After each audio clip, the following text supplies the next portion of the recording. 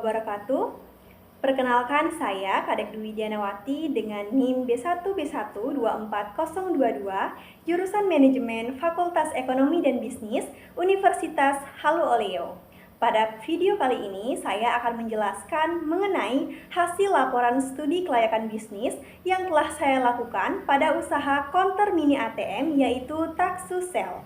Sebelumnya, saya ucapkan terima kasih kepada Ibu Triwulandari Nehru Putri SEMSM selaku dosen pengampu mata kuliah studi kelayakan bisnis yang telah memberikan pengetahuan, arahan, dan juga bimbingan selama proses pembelajaran di kelas sehingga saya dapat menyusun laporan studi kelayakan bisnis ini.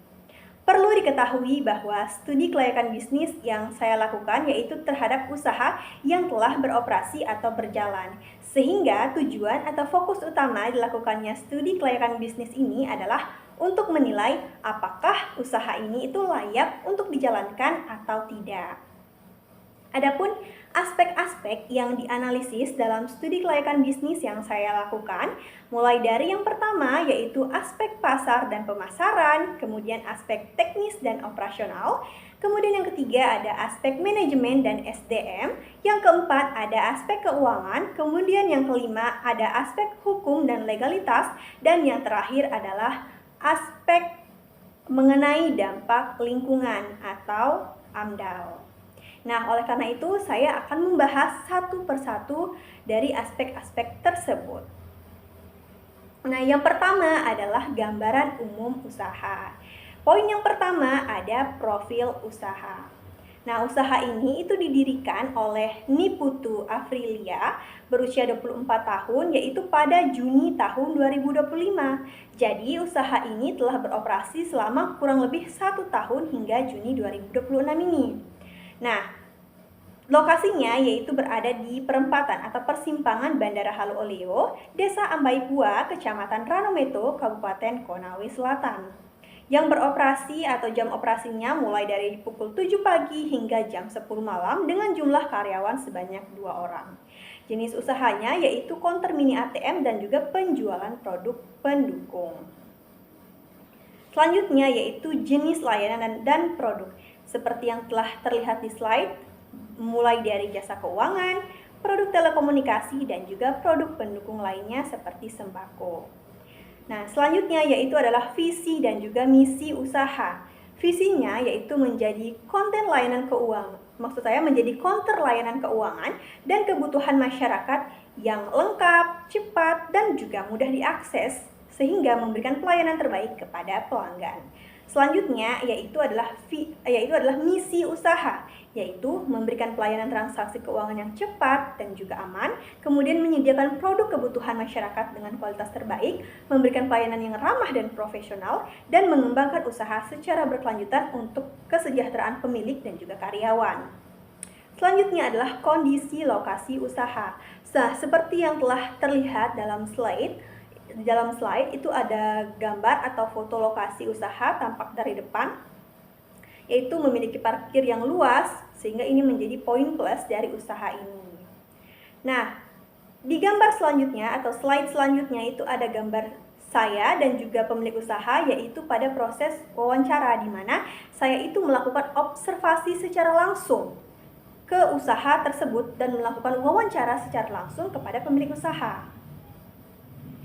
Nah, kita selanjutnya akan melangkah pada aspek-aspek yang dinilai dalam studi kelayakan bisnis ini. Mulai dari yang pertama ya aspek pasar dan juga pemasaran. Yang poin pertama adalah gambaran pasar, di mana Taksusel ini merupakan usaha yang bergerak di bidang pelayanan keuangan dan penjualan produk pendukung untuk kebutuhan masyarakat Desa Ambaipua dan juga masyarakat sekitar. Di mana masyarakat itu masih membutuhkan uang tunai dan juga membutuhkan kebutuhan sehari-hari seperti sembako. Nah, berdasarkan data bahwa usaha ini itu memiliki jumlah pelanggan per hari sebanyak 70 pelanggan per hari. Kemudian analisis permintaan pasar. Permintaan pasar usaha ini itu dipengaruhi oleh beberapa faktor. Mulai dari kebutuhan transaksi keuangan, yaitu sebagian masyarakat itu masih membutuhkan uang tunai. Kemudian meningkatnya penggunaan dompet digital seperti Dana dan juga GoPay. Kemudian faktor selanjutnya adalah kebutuhan telekomunikasi seperti pulsa dan juga internet, dan juga kebutuhan harian yaitu sembako, minuman, dan lain-lainnya. Poin selanjutnya yaitu analisis penawaran, yakni produk dan juga layanan yang diberikan oleh usaha taksosel ini, yaitu jasa keuangan, telekomunikasi, dan juga produk pendukung lainnya. Poin selanjutnya yaitu segmentasi, targeting, dan juga positioning, di mana segmentasi pasar dari usaha ini itu berdasarkan demografis, yakni baik laki-laki maupun perempuan, usia produktif, pelajar, mahasiswa, petani, pekerja, dan juga masyarakat umum.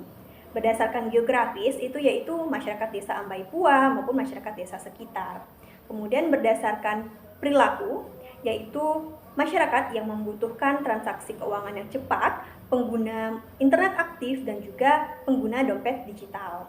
Kemudian targeting. Nah, target utama yaitu adalah masyarakat umum yang memerlukan transaksi keuangan dan kebutuhan sehari-hari secara cepat dan juga mudah.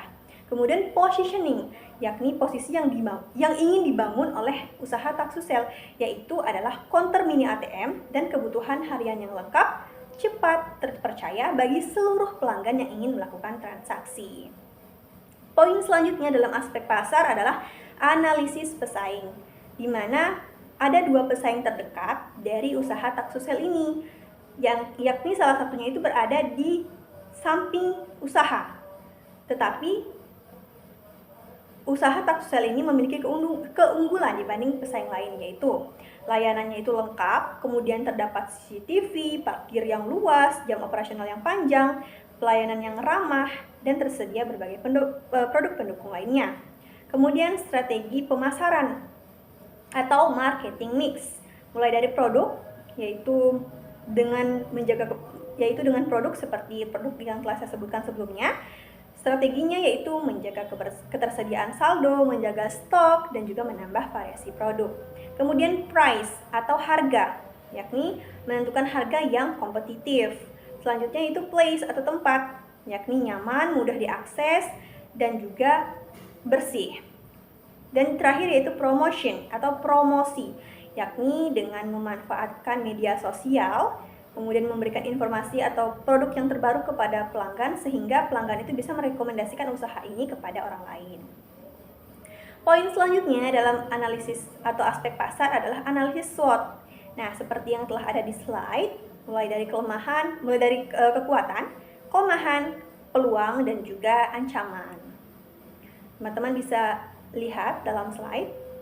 Kemudian adalah matriks strategi SWOT, yakni mulai dari strategi SO maksud saya yaitu strengths opportunities, kemudian strategi weakness opportunities, kemudian strategi strength traits, dan juga strategi weakness trait.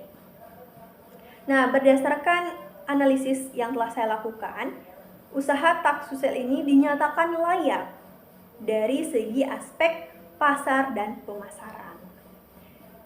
Selanjutnya adalah aspek teknis dan operasional, di mana yang pertama adalah lokasi usaha berada di persimpangan Bandara Halu Oleo yang banyak pelanggannya atau banyak masyarakatnya. Kemudian lokasinya juga mudah dijangkau dan memiliki parkir yang luas. Kekurangan lokasinya yaitu adalah karena adanya pesaing yang dekat. Tetapi usaha ini masih bisa mencapai pelanggan hingga 70 pelanggan per hari. Poin selanjutnya dalam aspek teknis adalah tata letak atau layout.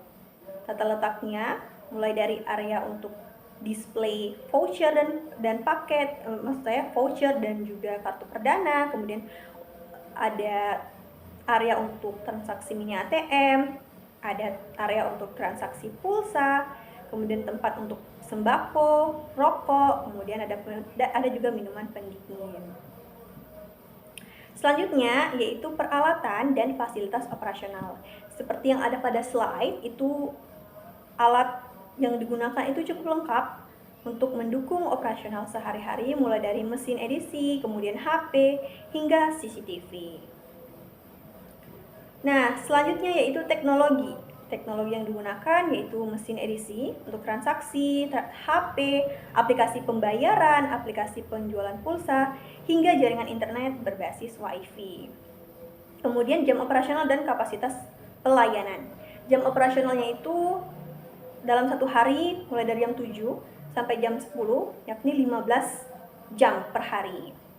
Rata-rata pelanggan 70 orang dengan jumlah karyawan sebanyak 2 orang, dan ini masih bisa diatasi atau masih bisa dikendalikan. Kemudian berdasarkan analisis aspek teknis dan juga operasional yang saya lakukan, bahwa usaha ini itu layak untuk lanjut berdasarkan aspek teknis dan juga operasional. Selanjutnya yaitu adalah aspek manajemen dan sumber daya manusia. Nah, poin pertama yaitu bentuk dan struktur organisasi, di mana usaha ini adalah usaha perseorangan yang dimiliki oleh Niputu Afrilia dan operasional sehari-hari dijalankan oleh karyawannya sebanyak 2 orang, shift pagi dan juga shift malam. Selanjutnya adalah tugas dan tanggung jawab. Mulai dari tugas dan tanggung jawab dari pemilik usaha, yaitu mengelola keuangan, menentukan kebijakan, mengawasi kegiatan operasional, hingga mengelola persediaan barang dan mengambil keputusan. Kemudian tugas dan tanggung jawab karyawan baik shift pagi maupun shift malam, yaitu adalah melayani transaksi pelanggan, melakukan pencatatan transaksi, menjual produk, menjaga keamanan area, menata barang dagangan, dan menjaga kebersihan. Nah, untuk karyawan shift malam ada tugas tambahan, yaitu untuk menutup counter dalam keadaan bersih dan juga aman. Nah, poin selanjutnya adalah sistem penggajian, di mana gaji yang diberikan ini sebesar 1.500.000 per karyawan per bulan, sehingga uang yang dikeluarkan untuk gaji karyawan selama 1 bulan itu sebesar 3 juta. Berdasarkan penilaian aspek SDM dan juga manajemen, usaha ini dinyatakan layak untuk lanjut atau berkembang. Selanjutnya adalah aspek keuangan. Nah, mulai dari poin yang pertama, yaitu poin yang pertama ialah investasi awal atau modal awal. Mulai dari biaya sewa hingga peralatan. Biaya sewanya itu sebesar 15 juta per tahun yang dibayar di muka. Kemudian ada peralatan hingga stok barang dengan total investasi awal sebesar 52.100.000. Kemudian poin selanjutnya adalah biaya operasional, meliputi gaji karyawan, wifi, internet, dan juga cadangan sewa untuk tahun berikutnya, di mana pemilik usaha ini telah menyiapkan cadangan sewa yang dicicil selama per bulan, yaitu sebesar 1.250.000. Jadi total biaya operasional per tahun adalah sebesar 57 juta. Poin selanjutnya adalah laba kotor usaha. Nah, berdasarkan wawancara yang telah saya lakukan, laba kotor usahanya itu adalah sebesar 10 juta per bulan. Artinya dalam setahun laba kotornya adalah sebesar 120 juta. Kemudian, poin selanjutnya adalah penyusutan aset, di mana aset-aset yang dimiliki itu mengalami penyusutan, di mana saya hitung mulai dari per bulan hingga per tahun, di mana saya hitung itu mulai per tahun dari selama setahun. Jadi biaya penyusutan itu didasarkan pada ketentuan atau kebijakan perpajakan mengenai masa ekonomis dari aset-aset, yaitu dengan total penyusutan aset yang dimiliki itu sebesar 2.790.000 per tahun untuk seluruh aset. Selanjutnya adalah laporan laba rugi. Nah, disinilah akan ditentukan apakah usaha ini memiliki keuntungan ataupun tidak. Nah, laba rugi seperti yang telah terlihat di slide, itu laba kotornya setahun adalah 120 juta. Kemudian biaya operasional per tahun adalah 57 juta dan biaya penyusutan per tahun adalah 290 juta. Jadi laba bersihnya adalah laba kotor dikurangi dengan biaya operasional dan dikurangi dengan biaya penyusutan. Jadi laba bersih yang diterima oleh usaha taksusel selama 1 tahun adalah 60.210.000 atau rata-rata per bulan laba bersih yang diperoleh adalah sebesar 5.017.500. Kemudian kita akan menghitung arus kas bersih. Nah, karena tadi biaya penyusutan itu adalah biaya yang sebenarnya tidak langsung dikeluarkan, tetapi dalam laporan laba rugi itu harus tetap dicatat. Nah, jadi arus kas bersih per tahun itu adalah rumusnya laba bersih usaha ditambah dengan biaya penyusutan. Nah, laba bersih tadi adalah sebesar 60.210.000. Kemudian ditambah dengan biaya penyusutan sebesar 2.790.000. Jadi, arus kas bersih tahunan yang diperoleh oleh usaha taksusel adalah sebesar 63 juta. Selanjutnya, kita akan menilai payback period, yakni adalah berapa lama modal atau investasi awal itu dapat dikembalikan oleh usaha. Jadi rumusnya yaitu investasi awal dibagi dengan arus kas bersih tahunan. Tadi investasi awalnya yaitu 52.100.000 dibagi dengan arus kas bersih tahunan sebesar 63 juta. Jadi payback periodnya adalah 0,82 tahun atau setara dengan 10 bulan. Artinya usaha ini mampu mengembalikan modal atau investasi kurang dari setahun, yaitu kurang lebih 10 bulan, sehingga usaha ini itu sangat layak untuk dijalankan. Nah, sekarang kita akan menentukan net present value. Jadi, nilai diskonto yang saya gunakan yaitu sebesar 10% dengan umur proyek selama 5 tahun. Nah, umur proyek yang saya tentukan selama 5 tahun itu berdasarkan nilai aset atau nilai penyusutan aset sebagian besar dari aset yang dimiliki oleh usaha taksusel.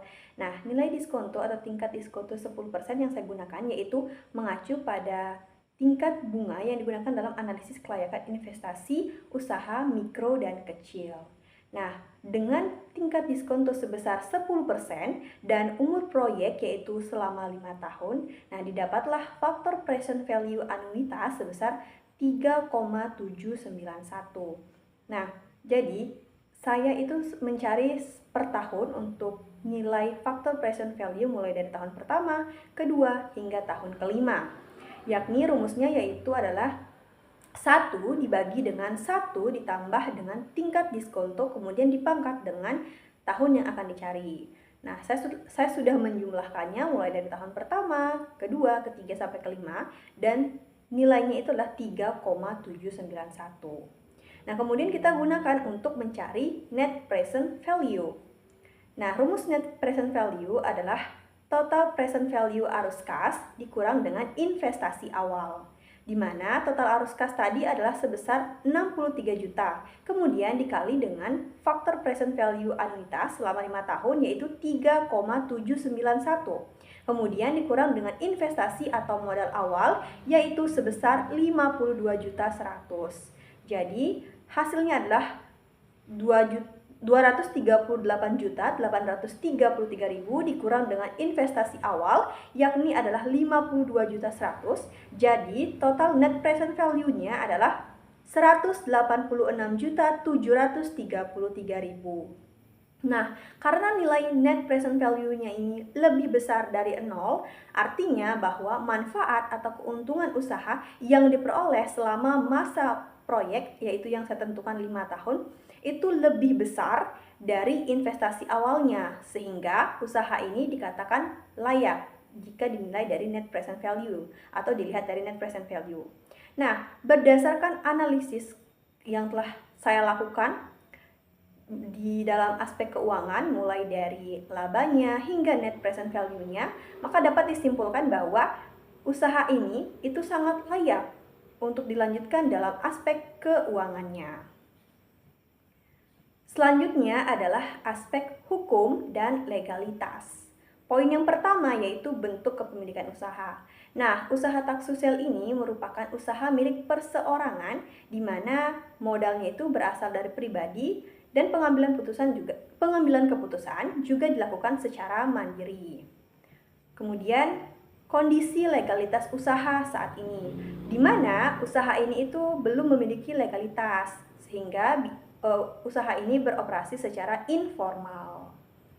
Kemudian, pentingnya legalitas bagi usaha taksusel. Yang pertama yaitu memberikan kepastian hukum, kemudian meningkatkan kepercayaan konsumen, kemudian mempermudah akses pembiayaan, dan juga mendukung pengembangan usaha dan mengurangi resiko sanksi. Nah, adapun resiko hukum yang bisa terjadi apabila tidak memiliki izin, yaitu jika tidak memiliki izin usaha atau kemudian NIB atau NPWP atau tidak memiliki perlindungan merek, maka dampaknya bisa berupa kesulitan mengembangkan usaha, kemudian sulit mengakses program pembiayaan atau pemerintah, kemudian kendala administrasi perpajakan, dan resiko penggunaan nama oleh pihak lain. Oleh karena itu, usaha itu harus segera atau mengurus perizinan ini secara bertahap. Nah, selanjutnya yaitu legalitas yang direkomendasikan. Yang pertama mulai dari nomor induk berusaha atau NIB, yakni manfaatnya yaitu adalah legalitas usaha secara resmi, mempermudah pengembangan usaha, dan menjadi syarat untuk memperoleh program bantuan. Selanjutnya yaitu NPWP, itu diperlukan untuk administrasi perpajakan. Selanjutnya adalah surat keterangan usaha, dapat diperoleh dari pemerintah desa atau kelurahan. Kemudian pendaftaran merek dagang agar merek yang telah kita buat itu tidak diambil oleh orang lain. Nah, selanjutnya dari aspek-aspek atau poin-poin yang telah saya analisis berdasarkan yang terjadi di lapangan atau sesuai dengan usahanya, maka usaha taksusel itu cukup layak dari segi aspek hukum dan legalitas. Tetapi dengan catatan bahwa usaha ini akan segera melakukan atau mengurus perizinan atau legalitas secara bertahap. Nah, kemudian yang terakhir adalah aspek mengenai dampak lingkungan atau AMDAL. Yang pertama yaitu gambaran kondisi lingkungan usaha. Nah, usaha ini itu tidak menghasilkan limbah industri, kemudian limbah berbahaya. Oleh karena itu potensi dampak lingkungan itu tergolong rendah. Selanjutnya yaitu dampak positif usaha terhadap lingkungan dan masyarakat. Yang pertama yakni tentu saja meningkatkan kemudahan akses keuangan, yakni membantu masyarakat untuk memperoleh layanan tarik tunai, transfer, top up dompet digital, dan lain-lain. Kemudian membuka lapangan pekerjaan karena tadinya ada 2 orang yang tidak memiliki pekerjaan, sehingga ketika usaha ini dibuka, ia kemudian menjadi karyawan dan memiliki pekerjaan.